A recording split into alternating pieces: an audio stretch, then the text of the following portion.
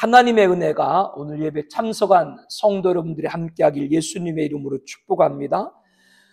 우리가 봉독한 본문은 아수르 왕 사넬립, 그가 이스라엘을 호신탐탐 엿보고 많은 전쟁과 또 많은 계략을 통해서 이스라엘을 넘어뜨리고 했죠. 그 아수르가 어떻게 멸망할 것인가에 관해서 하나님께서 이사야 선자를 보내가지고 북이스라엘 왕에게 이 말씀을 전해주는 내용입니다. 그러니까 오늘 본문은 이스라엘을 침략하고 넘어뜨리려 했던 아수르 왕 사네립의 몰락을 말씀을 하고 있죠.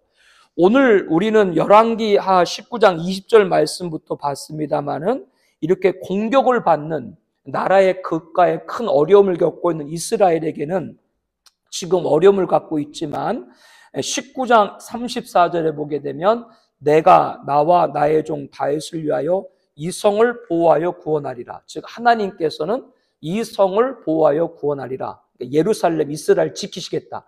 사네립 아수르가 침략을 해도 지키겠다. 그런 말씀이죠.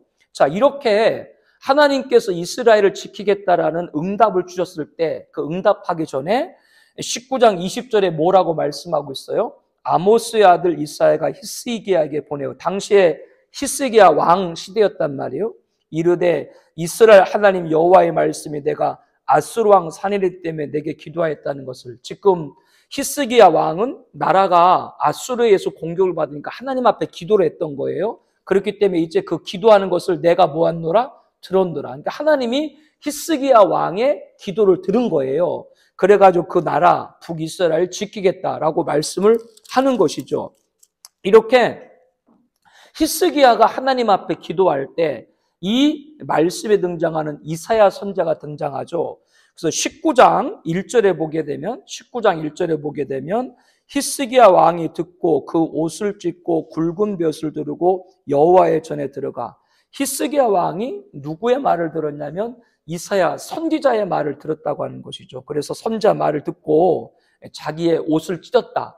당시에 이 옷을 찢었다라고 하는 것은 회개를 의미를 하거든요. 옷을 찢고 여호와의 전이니까 당연히 하나님의 전이죠. 이제 성전에 들어가서 이제 기도를 올려드린 것이죠.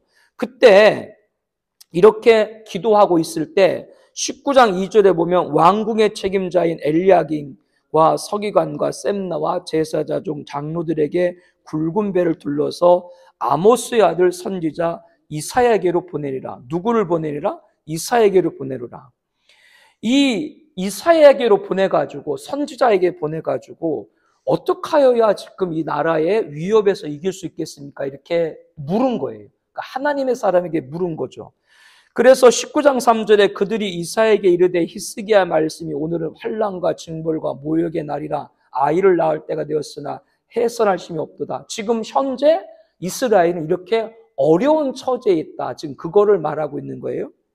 그러면서 이 말씀 속에서 이 히스기야가 그런 가운데도 하나님께서 이사야 선자를 통해 주시는 말씀을 듣고자 했고, 그래서 나라의 현실을 알고 하나님 앞에 기도했고, 그런 기도하는 중인데도 19장 8절에 보게 되면 아수르가 계속 위협을 해요. 여기서 잘 봐야 돼요. 그러니까 나라가 위험에 빠져가지고 선지자의 말씀을 듣고자 했는데 그 말씀을 듣고자 하는데도 계속해서 이방, 이 아수르는 침략을 계속해왔다.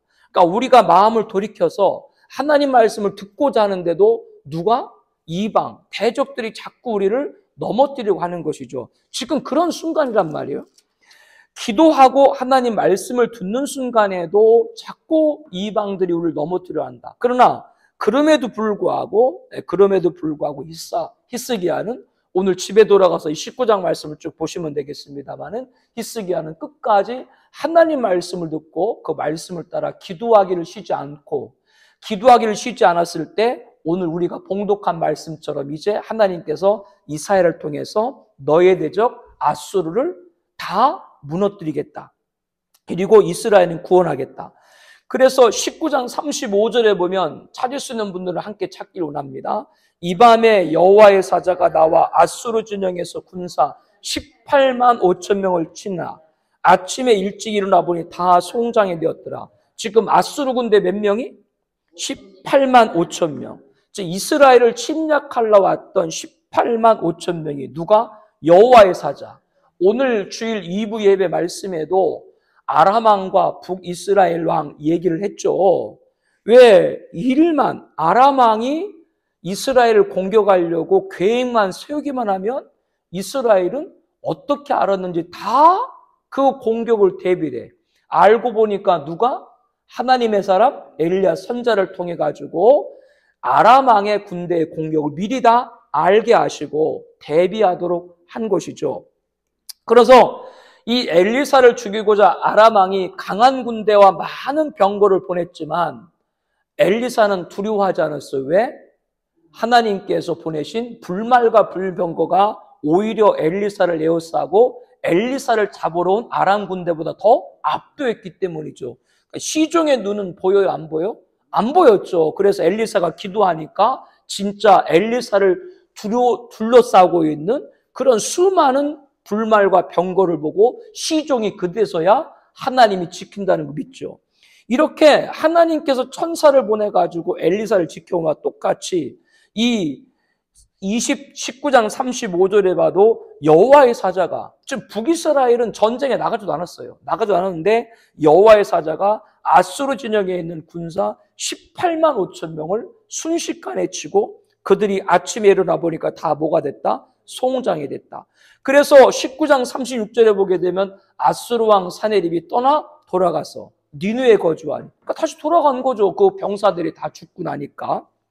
자, 이것이 이제 말씀의 전체적인 그런 줄거리를 여러분께 나눠놨는데, 이 말씀을 통해서 볼 때 왜 이 말씀이 오늘 이 시간에 읽어야 되고 우리가 이 말씀을 붙들어야 되는지를 다시 한번 여러분들이 다 이미 알게 됐을 것입니다.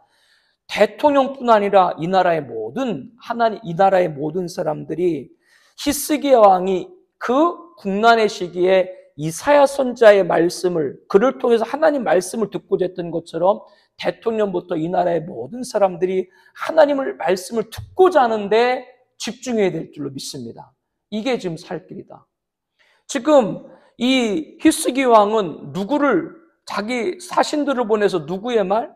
지금 이사야를 초청한 거예요, 말씀을. 초청할 사람을 초청을 해야지. 하나님 말씀을 전할 수 있는 초청할 사람을 초청을 해야지. 목사님들 가운데도요, 하나님 말씀이라 그러면서 무당말하고 똑같이 말하는 목사님들 많아요. 잘 분별해야 돼요. 무당이 하는 말하고 들어보면 똑같아. 목사님들 하는 말이. 도대체 이게 우리가 지금 뭘 분별해야 되는지를 지금 잘 이 신앙생활 해야 됩니다. 그건 여러분들 각각이 잘 분별해 보세요. 지금 목사님이라고 나와서 하는 말씀들인데 그 말이 과연 목사의 말이 하나님의 말씀인가? 무당들 하는 얘기를 하고 있는가? 좀 잘 봐야 돼요. 아주 너무나 지금 혼탁하고 혼미합니다. 이 부분들을 우리들이 잘 분별을 해야 됩니다.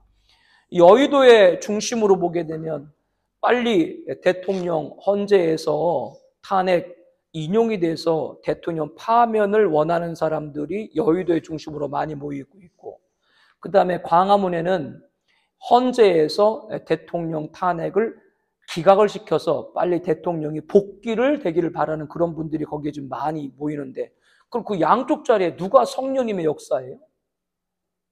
누가 성령님의 역사? 우리는 몰라. 누가 성령님의 역사인지 우리는 그걸 구분할 수 없어. 여기서 판단하면 우리가 판단할 수도 없어요. 그러나 앞으로 진행하는 과정에 보게 되면 그런 일이 일어나겠죠.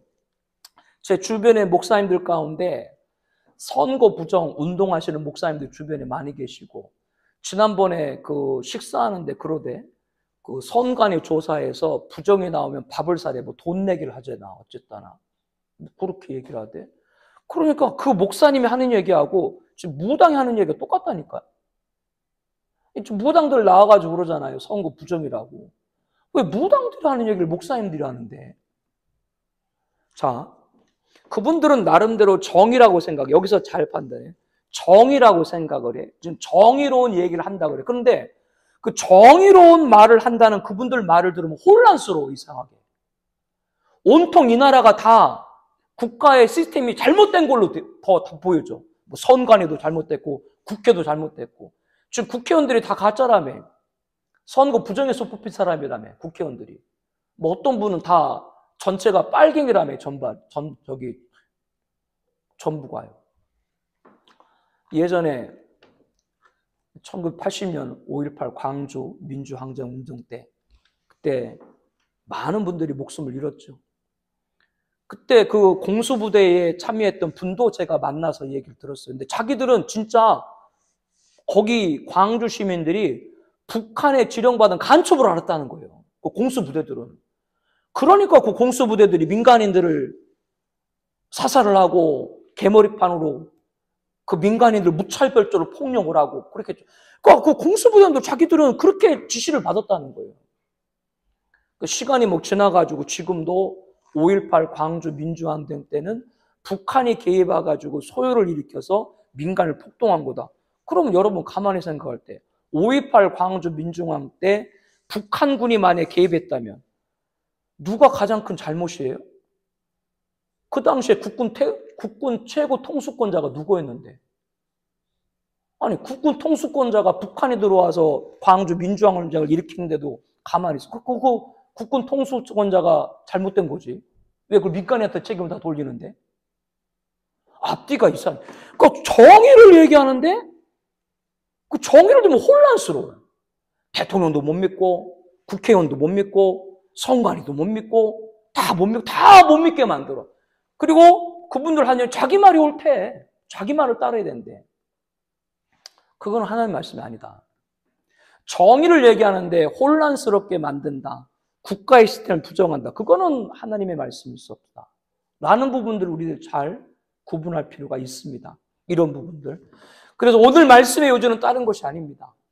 히스기야가 나라의 절체절명의 위기 가운데 하나님의 사람을 불렀던 것처럼, 하나님의 사람을 통해서 하나님 말씀을 듣고자 했던 것처럼 저와 여러분이 어느 순간은 하나님 말씀을 듣기를 원하는 저와 여러분이 돼야 되는데, 하나님 말씀을 들었다고 하면서도 무당말하고 똑같이 말하는 사람들, 절대 그 사람들 말 듣지 말라는 거예요. 그 사람들 마지막을 많이 봤습니다. 지난 70년 한국 역사 가운데 권력에 야합을 해가지고 손잡아서 줄 섰던 목사님들 그 마지막 많이 봤어요. 한 분은 지난 70년 동안 거의 한국교회 지도자의 위치를 감당했던 분이에요. 우리나라 대통령이 미국의 대통령 국빈, 미국에서 국빈은 아무나 안 해줘요. 우리나라도 국빈을 초대를 받은 사람 몇 명 안 돼요. 뭐 이승만 대통령, 김대중 전 대통령, 이명박, 요 정도밖에 안 돼요. 국빈으로. 그러니까 나머지는 실무 방문이지. 그런데 국빈을 방문하게 되면 대통령 혼자 가는 게 아니라 정부 여러 장관들도 가고 수석도 가고 경제인들도 가죠. 대통령이 국빈 방문을 하고 하면. 그리고 거기에 꼭 종교인석이 배려가 돼요. 종교인석이. 그래서 그 나라의 종교를 대표하는 분이 그 대통령 국빈을 하는 비행기에 꼭 타게 돼 있어요. 꼭 그렇게 정해져 있어요. 그분은 그 대통령 국빈할 때마다, 정권이 바뀔 때마다 그 국빈을 하는 그 비행기에 자리에 앉았던 분이세요. 그러니까 영향이 큰 분이지. 그런데 돌아와서 볼 때, 오늘날 70년이 지났어요. 근데 돌아와서 봤을 때 그분이 아직도 생존해 계신데, 모 대학의 명예총장이신데 그 모 대학에 흉상 제막식에서 그러니까 동상을 세우는 거예요. 일생 동안 하나님의 일을 했는데 그 마지막이 자기 동상을 세우는 것이다. 성경에 동상 세우는 것이 몇 군데 나옵니다. 사울왕이 기념석을 세웠고 자기를 기념해서. 그 사울왕의 말로가 어떤지 여러분 다 아시고, 왜 목사님들이 동상을 세우는데? 그러니까 마지막을 보라고요. 권력과 여러 가지 유착을 해서 그때 당시에는 그분을 통해서 많은 일을 했던 것 같은데 마지막에 자기 일생이 동상 세우는 것이다. 이거는 성경적인 것인가?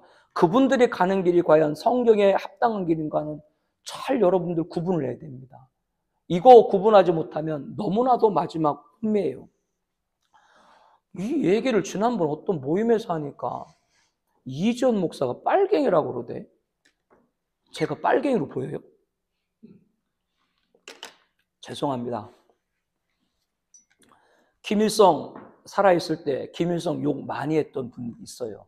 뭐 김일성 뭐라고 막 많이 했던 분이 있어요. 아들이 3명인데 전부 아들 3명을 미국에서 출산을 했어. 미국에서 출산하면 뭐 안 해도 돼요? 김일성 욕을 그렇게 하는 목사님이 아들들 전부 다 미국에서 출산하는데, 그리고 자기가 이 나라 민족을 위한다. 그게 어디 말이 되는데 앞뒤가. 너무 이상합니다. 아니 군대도 안 보내고 자녀들을 그러면서 나라를 위해서 일한다고 그래? 그 어디 무슨 논리인데? 아니면 자기 아들은 군대 안 가도 되는 그런 성별한 것으로 하나님이 세우셨나? 여기 저도 그렇고 여기 남자분들 군대 갔다 온 분도 있고 군대 안 간 분도 있는데, 대한민국이라고 하는 나라에 태어났으면 우리는 하나님의 백성임의 시민이면서 이 땅의 국민으로서 국가의 의무 또한 하는 것이 바른 크리스천인 줄로 믿습니다. 그런데 자기는 약삭빠라, 자기는 똑똑해, 그러면서 자기 아들들은 다 군대 안 보내. 비상한 거지 머리가. 이게 어떻게 나라의 애국을 위하는 사람의 모습이라고 부합되고 있는가? 이런 부분들을 잘 살펴봐야 된다. 그런 일들이 우리 주변에서 벌어지고 있는 모습들을 결코 간과해서는 안 됩니다.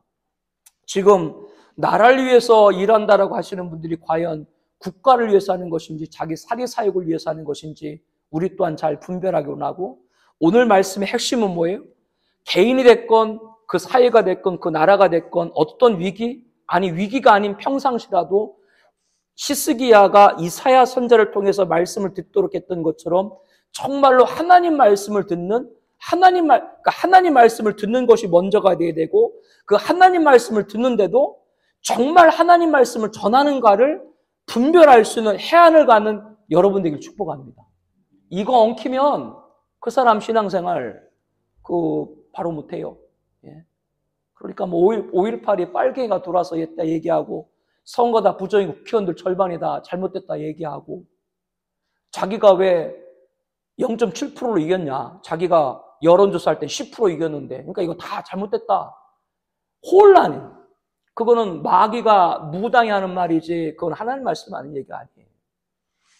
이런 부분들 하나하나 보고 오늘 다시 이 말씀이 우리에게 임하는데, 다른 사람 무엇보다도 오늘 한국교회 성도님들이 깨어서 오늘 말씀처럼 하나님이 뭐를 들었노라?